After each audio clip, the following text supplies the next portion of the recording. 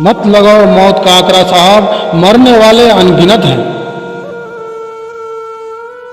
ना ही बाजार में कफन है और ना ही शमशान में बचा जगह है। तुम तो पहचान भी नहीं पाओगे लाशों को इन लाशों के ढेर में, कि कौन हिंदू, कौन ईसाई, कौन सिख और कौन मुसलमान है। बस अपना वोट बैंक देखो और यूं ही घुट घुट कर मरने दो हमें, फिर लगा लेना बाद में मौत का आंकड़ा। क्या तुमने कुछ खोया है? नहीं, अरे तुमने तो सिर्फ पाया है राजगद्दी। राज करो, राजधर्म बचा ही कहां है।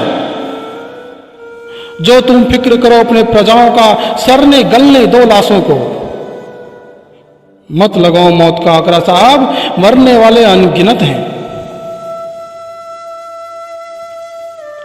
तुम्हारे अंदर वेदना बचा ही कहां है सत्ताधीशों। तुम तो खुद सिंहासन पर बैठे हो लाशों के ढेर पर चलकर।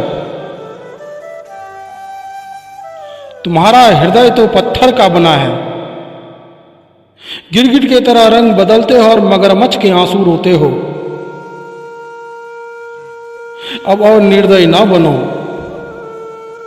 मत लगाओ मौत का आंकड़ा साहब, मरने वाले अनगिनत हैं।